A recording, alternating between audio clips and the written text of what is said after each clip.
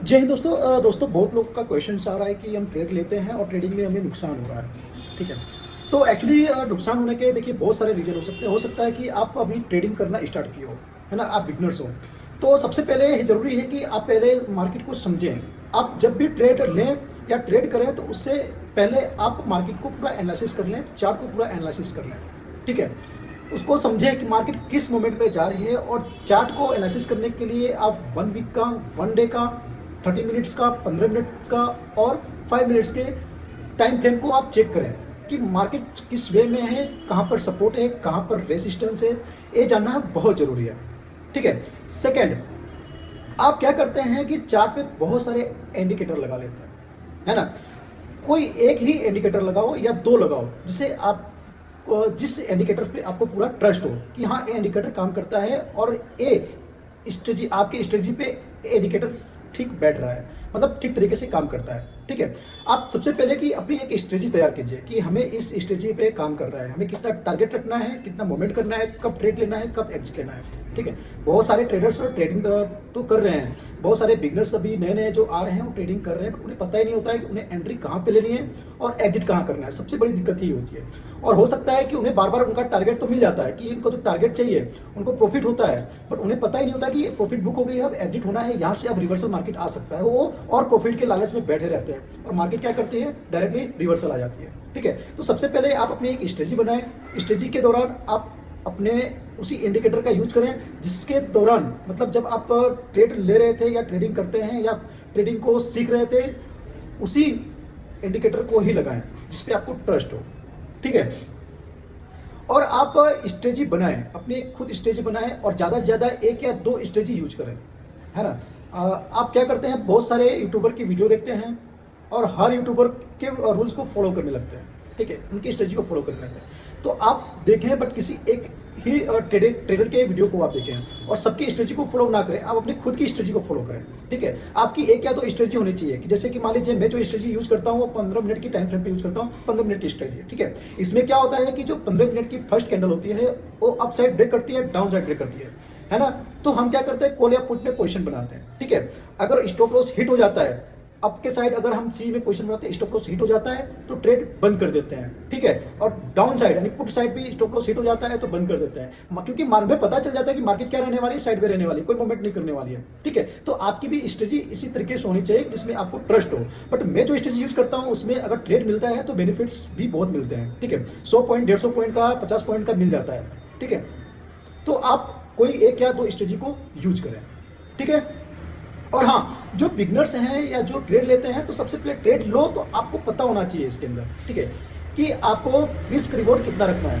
ठीक है, और रिस्क रिवॉर्ड रखने के लिए सबसे जरूरी है कि आप स्टॉप लॉस रखें। ट्रेड तो लेते हैं बट स्टॉप लॉस ही नहीं होता है। स्टॉप लॉस नहीं होता है तो मार्केट कभी क्या होती है, कोई बेड मिल जाता है तो मार्केट रिवर्सल आती है तो आपको अच्छा खासा लॉस हो जाता है, बहुत ज्यादा लॉस हो जाता है, जो आप सोचे भी नहीं होते हैं। तो सबसे पहले जरूरी है रिस्क रिवॉर्ड रखना।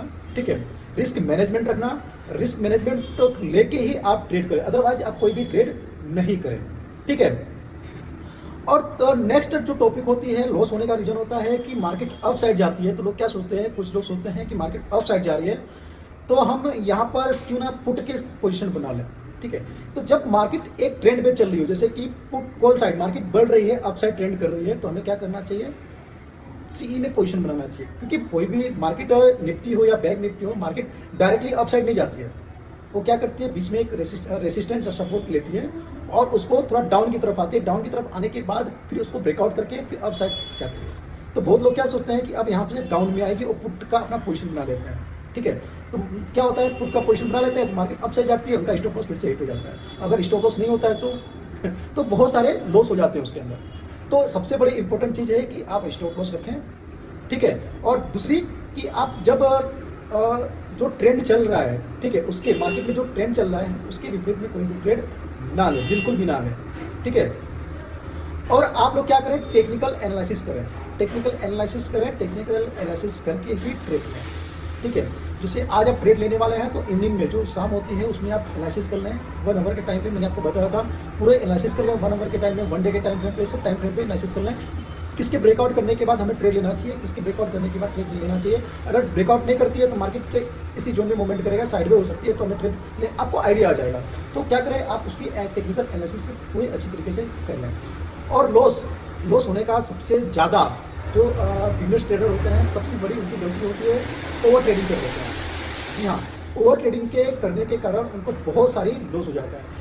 उनको प्रॉफिट तो होता है, बट एक दिन में करोड़पति बनने के चक्कर में, एक दिन में लाखों रुपए कमाने के चक्कर में वो क्या करते हैं, ओवर ट्रेडिंग करते हैं। तो ओवर ट्रेडिंग करने से क्या होता है, जो प्रॉफिट हुआ रहता है वो भी लॉस में हो जाता है। तो जब ऐसा होता है तो उनके माइंड में क्या होता है कि नहीं, अब इसको कवर करना है, जितना हमारा लॉस गया है उसको कवर करके ही जाना है। ठीक है, इस चक्कर में क्या हो जाता है, और भी उनको लॉस हो जाता है। ठीक है, और मैंने अभी आपको बताया था risk management. Risk management is very important, है ना, फॉर ऑल बिगनर्स ट्रेडर्स और traders, not for only beginners.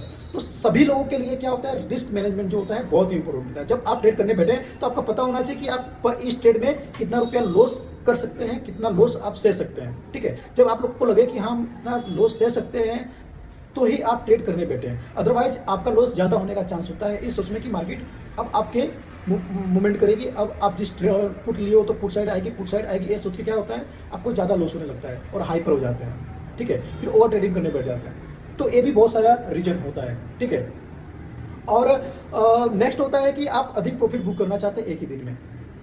हाँ, एक ही दिन में आप क्या करना चाहते हैं, बहुत ज्यादा प्रॉफिट बुक करना चाहते हैं। बहुत ज्यादा प्रॉफिट बुक करने के चक्कर में क्या होता है, आप ओवर ट्रेडिंग करने लगते हैं। ठीक है, इसकी वजह से क्या होता है कि आप ट्रेडिंग का जो ब्रोकरेज चार्ज है वो तो ज्यादा लगता ही है, प्लस जब आप एक्स्ट्रा ट्रेडिंग करते हैं तो आपको जो प्रॉफिट भी हुआ रहता है, अगर एक या दो आपके अपोजिट चला जाता है मार्केट, ठीक है, ट्रेड, तो आपका जितना प्रॉफिट हुआ रहता है वो तो लॉस में कन्वर्ट होता ही है, प्लस आपने आपके जो अमाउंट है और अमाउंट है आपके, वो भी उसके अंदर लॉस हो जाते हैं, एक्स्ट्रा लॉस आपको हो जाता है। तो आप क्या करें, आप ओवर ट्रेडिंग ना करें।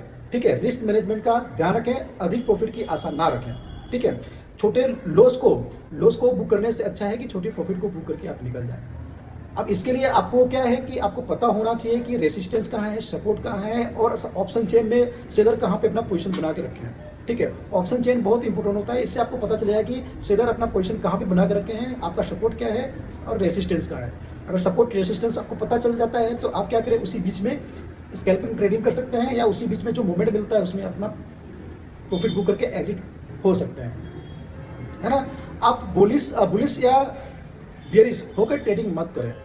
ठीक है, आप किसी एक मोमेंट पे ही करें, दोनों। अब जा रही है तो कॉल का पोजीशन ले लो, डाउन साइड आ रही है तो पुट का पोजीशन ले लो, ऐसा नहीं होता है।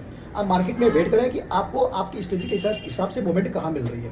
ठीक है, उसके हिसाब से ही ट्रेड करें। अगर आपको लगता है कि मार्केट अब जा रही है, ठीक है, तो आप उसके जो सपोर्ट है, सपोर्ट पे आने का इंतजार करें, वहां से आप कॉल साइड का पोजीशन लें, या डाउन में आ रही है तो ऊपर जो रेसिस्टेंस है उसका सपोर्ट ले रही है तो आप ट्रेड करें।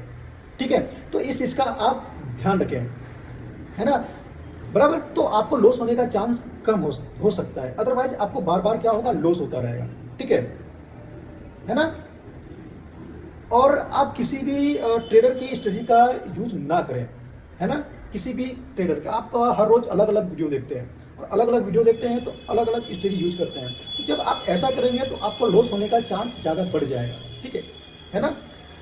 क्यों? क्योंकि आपकी एक स्ट्रेटजी होनी चाहिए पर्सनल, जो आप रिसर्च करके बनाएंगे, या आप उस पर बार बार मार्केट को 6 महीने 7 महीने दिए रहेंगे। ठीक है, तो उस स्ट्रेटजी को आप यूज करें, बाकी हर रोज अपनी स्ट्रेटजी को चेंज ना करें। और नेक्स्ट है कि लोन लेकर कभी भी ट्रेड ना करें। बहुत सारे लोग सोचते हैं कि चलो लोन लेके हम ट्रेड करते हैं और हम 1 या 2 दिन में हम इसको कवर कर लेंगे, ठीक है, और हम प्रॉफिट बुक कर लेंगे और लोन भी दे देंगे, और हमने जो प्रॉफिट होगा उसे क्या करेंगे, ट्रेडिंग करेंगे। बट ये बहुत ही गलत है। जब आप मार्केट में प्रॉफिट बुक करने के इरादे आएंगे तो आपको लॉस के अलावा आपके हाथ में कुछ भी आने वाला नहीं है। ठीक है, तो आपको मार्केट में कब आना है, एक मोमेंट देख के आना है कि मार्केट में मोमेंट मिल रहा है या नहीं। अगर आपको लगे कि मार्केट में मोमेंट मिल रहा है तो ही आप ट्रेड ले, अदरवाइज आप ट्रेड बिल्कुल ना करें। ठीक है, तो अभी आपको पता चला होगा कि ट्रेडिंग में नुकसान होने के मेन रीजन क्या क्या होता है। तो मैंने आपको सारे रीजन बताए थे, एक बार फिर से आपको मैं रिपीट कर देता हूँ कुछ चीजें। देखिए, पहली बात है कि आप बहुत सारे इंडिकेटर को यूज ना करें। ठीक है, 1 या 2 स्ट्रेटजी को ही आप यूज करें। नेक्स्ट है कि आप स्टॉप लॉस जरूर लगाएं। अगर आप स्टॉप लॉस नहीं लगाते हो तो आपको किस प्रकार का लॉस होगा आपको पता ही होगा। तो स्टॉप लॉस बहुत ही इंपॉर्टेंट होता है। आपको लगता होगा कि स्टॉप लॉस क्या है, जो नए ट्रेडर्स आते हैं उनको ये लगता है कि स्टॉप लॉस क्या है, चलेगा, बट नहीं चलता है। एक कैंडल दे देती है 60 पॉइंट का, नेगेटिविटी, है ना, डाउन, अगर आपके पोजीशन के हिसाब से, तो आपका लॉस कितना हो सकता है आप समझ सकते हो, ठीक है। और अधिक ट्रेड ना लें, ज़्यादा से ज़्यादा ट्रेडिंग ना करें, रिस्क मैनेजमेंट रखें, ठीक है, और टेक्निकल एनालिसिस करें, ठीक है। ऐसी जानकारी के लिए हमारे यूट्यूब चैनल को सब्सक्राइब कीजिए। मिलते हैं वीडियो में, तब तक के लिए जय हिंद, जय भारत।